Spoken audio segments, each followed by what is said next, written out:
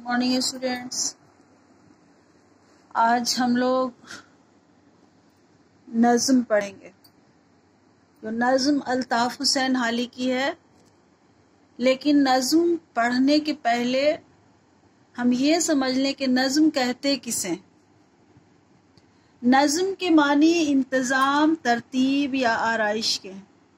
इंतज़ाम आप लोगों ने सुना होगा, नज़्म लफ्ज़ सुना हो या नहीं सुना हो, लेकिन इंतज़ाम लफ्ज़ सुना होगा, यानी सिस्टम में, तरीक़े से, तौर तरीक़े से, तरतीब से, आराइश से, सजावट से। तो जो तरतीब और आराइश के साथ जो बातें हम बताते हैं नज़्म की शक्ल में, उसे नज़्म कहते हैं। यानी आम और वसी मफ़हूम में लफ्ज़ नसर के मद्दे मुकाबिल, नसर और नज़्म उर्दू अदब के जो शोबे हैं, नज़्म और नज़्म। जैसे इंग्लिश में भी प्रोज मीन्स की नसर, पोएट्री मीन्स की नज़्म। इंग्लिश में भी आप लोगों ने पढ़ा होगा या हिंदी में भी पढ़ा होगा। हर सेक्शन में, हर शोबे में जहाँ भी जाए, जिस अदब में जाएंगे, ये नज़्म और नसर दो शोबे मिलते हैं, यानी दो सेक्शंस होते हैं लिटरेचर के आम तौर से। तो आम और वसी मफ़हूम में ये लफ्ज़ नसर के मद्दे मुकाबिल, यानी नज़्म जो है वो नसर के मद्दे मुकाबिल, यानी जैसे प्रोज और पोएट्री एक दूसरे के सामने होता है, उसी तरह से नज़्म और नसर भी एक दूसरे के मद्दे मुकाबिल है। इससे मुराद पूरी शायरी होती है। नज़्म में, शायरी में बहुत सारे सेक्शन है बेटा। तुम लोगों को अभी ज़्यादा पढ़ाई नहीं हुई है, लेकिन इंशाल्लाह आप तुम लोग पढ़ोगे तो पता चलेगा कि नज़्म कौन कौन सी। जैसे आप लोगों ने 8th क्लास में पढ़ा था माँ का ख्वाब या मकड़ा और मक्खी, ये सब क्या, ये नज़्म थी। लेकिन 8th क्लास तक आप लोगों ने सिर्फ नज़्म पढ़ी, लेकिन अब नज़्म के बहुत सारे शोबे हैं, सेक्शंस हैं, लेकिन हम लोगों को पूरी तफसील अभी नहीं पढ़नी है। बस आप लोगों को समझाने के लिए मैं इतना बताकर, और इसको शॉर्टकट में बताऊंगी कि आप लोगों को आसानी से समझ में आ जाए और मुख्तसर से मुख्तसर हो। इसमें वो तमाम इसनाफ, असालीब शामिल होते हैं जो हयात के एतबार से नसर नहीं है। देखने में वो, पढ़ने में वो नसर नहीं महसूस होगा, वो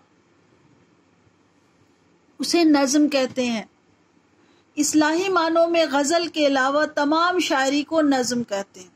जितनी भी शायरी की सिन्फ है, सबको नज़्म कहते हैं। गज़ल को नज़्म इसलिए नहीं कहते हैं कि गज़ल का हर शेर अपने आप में जुदा गाना होता है, और नज़्म में आपने पहले ही पढ़ा, इंतज़ाम या तरतीब, यानी सिस्टम से अरेंज किए हुए, अरेंज करी हुई बातें जो नज़्म के शक्ल में, शायरी के शक्ल में पेश की जाती हैं, उसको नज़्म कहते हैं। आमतौर पर नज़्म का एक मरकजी ख्याल होता है, एक सेंट्रल थॉट होता है। मरकजी ख्याल मीन्स सेंट्रल थॉट। जो नज़्म कहा पहले ना कि नसर के मद्दे मुकाबिल इस्तेमाल होता है। जैसे हम लोगों ने अभी फर्स्ट चैप्टर पढ़ा, उसमें हम लोगों ने पढ़ा ना कि भोला उस नसर का अफसाना जो नसर में होता है, तो उस नसर का जो मरकजी ख्याल कौन था, भोला था।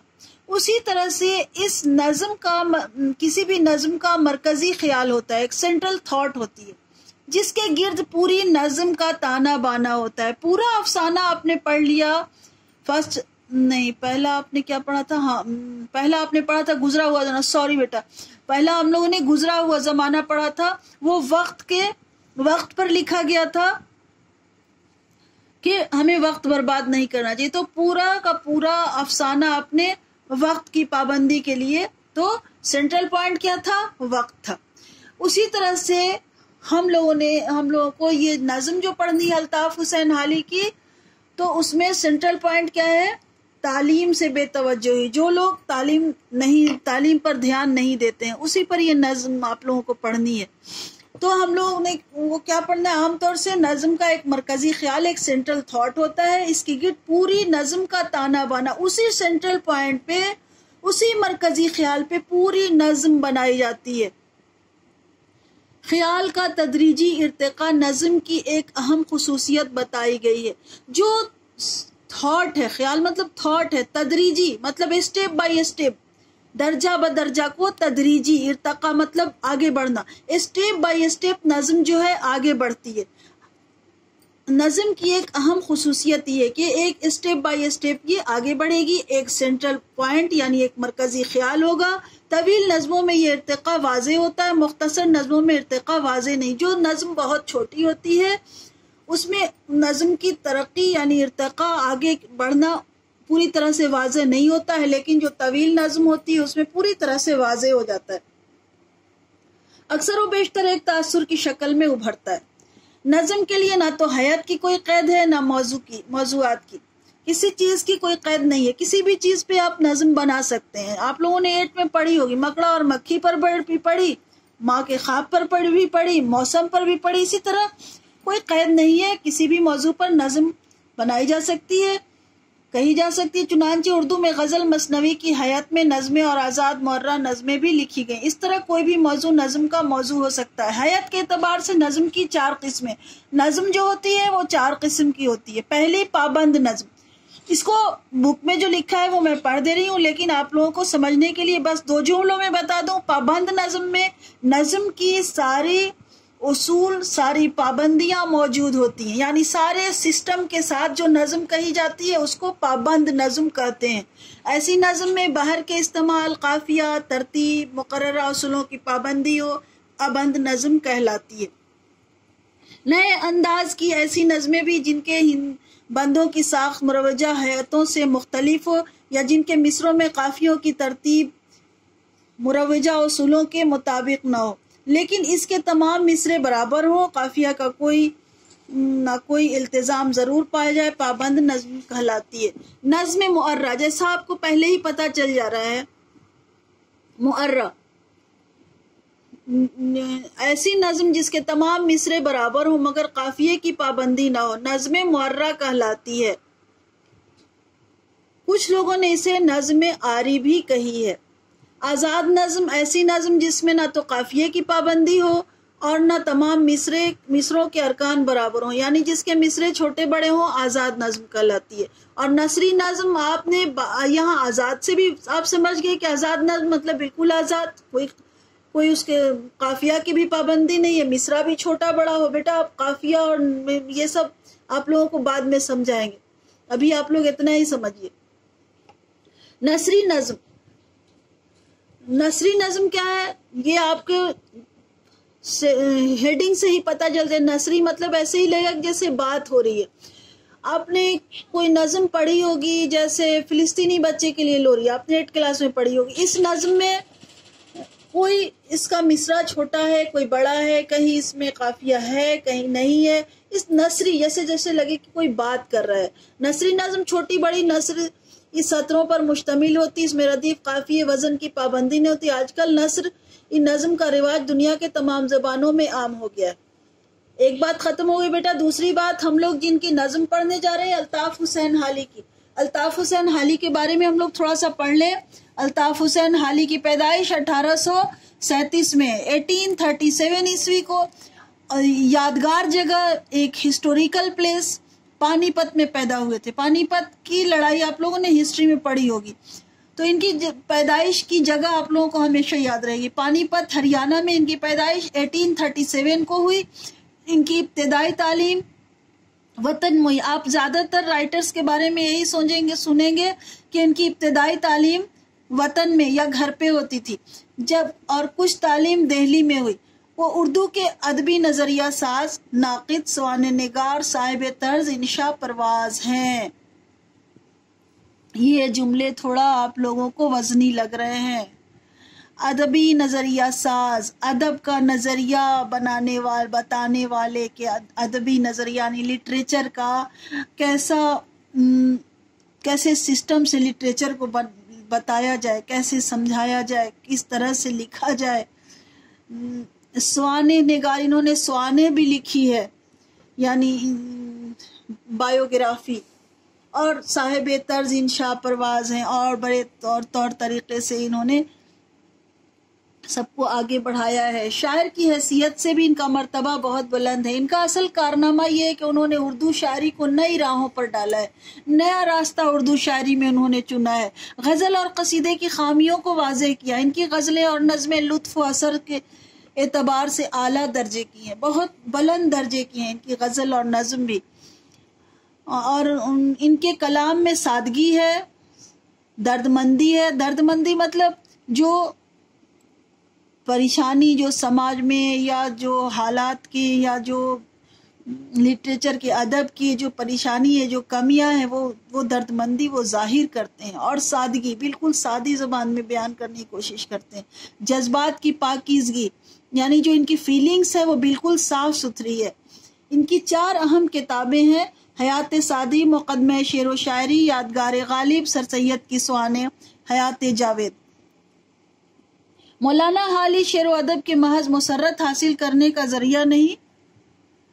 شعر و شاعری کو کچھ لوگ صرف مسرت، صرف انٹرٹینمنٹ سمجھتے ہیں، لیکن یہ کہتے ہیں کہ انٹرٹینمنٹ نہیں، وہ شاعری کو مقصدیت کے قائل تھے. شاعری میں مقصدیت کے قائل تھے، یعنی شاعری جو ہو اس کا کوئی مقصد ہو.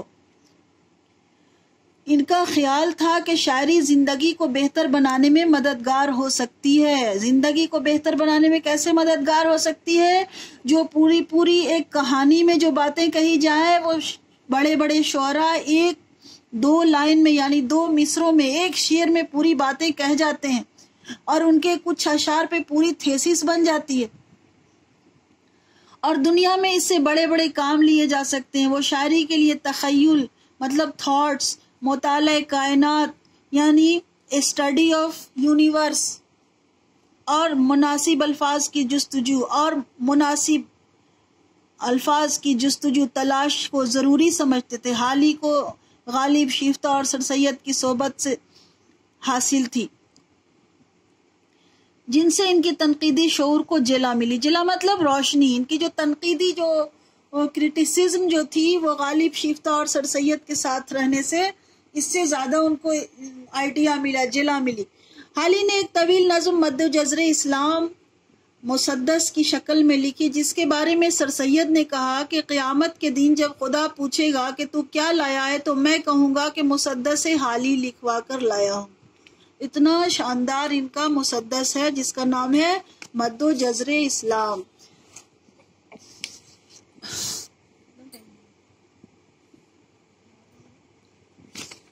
اب ہم لوگ پڑھیں گے بیٹا تعلیم سے بے توجہی. یہ نظم بہت اچھی ہے. اس میں ہم لوگوں کو تعلیم سے جو لوگ بے توجہی کرتے ہیں ان کے لیے لیسن ہے، پیغام ہے. یعنی جو لوگ تعلیم کی ویلیو نہیں سمجھتے ہیں، دھیان نہیں دیتے ہیں ایجوکیشن پہ، ان کے لیے پیغام ہے. جنہوں نے کہ تعلیم کی قدر و قیمت نہ جانی، مسلط ہوئی ان پہ ظلمت. جن لوگوں نے ایجوکیشن کی کوئی ویلیو نہیں سمجھی ہے نا، تعلیم کی قدر و قیمت، ویلیو آف ایجوکیشن ہے نا، جنہوں نے کہ تعلیم کی قدر و قیمت نہ جانی، مسلط ہوئی ان پہ ظلمت. نہیں قدر و قیمت جانی، ان کے اوپر حاوی ہو گئی کیا؟ ظلمت. ظلمت مینس اندھیرا. اب پوچھا جائے کہ اندھیرا کیسے؟ ہم تو روشنی میں بیٹھے ہیں، بلب جل رہا ہے، لیکن حقیقت یہ ہے کہ وہ شخص اندھیرے میں ہے جس نے تعلیم حاصل نہیں کی. اور جتنا زیادہ جس نے تعلیم حاصل کی اس کی نظریں اتنا زیادہ روشن ہو جاتی ہیں. تو ضروری ہے کہ زیادہ سے زیادہ تعلیم حاصل کیا جائے. جیسے ہم لوگ خود کے بارے میں کہتے ہیں کہ ہمیں چائنیز زبان نہیں آتی ہے، اور ہمارے پاس چائنیز زبان میں کوئی بڑی سے بڑی باتیں لکھ کر رکھ دی جائے اور کہا جائے کہ پڑھو، تو روشنی ہوتے ہوئے بھی وہ کاغذ وہ لکھاوٹ ہمارے لیے تاریکی کے برابر ہے. تو ظلمت چھا گئی، اندھیرا چھا گیا ان لوگوں کے زندگی میں جنہوں نے تعلیم کی قدر و قیمت نہیں کی. ملوک اور سلاطین نے کھوئی حکومت.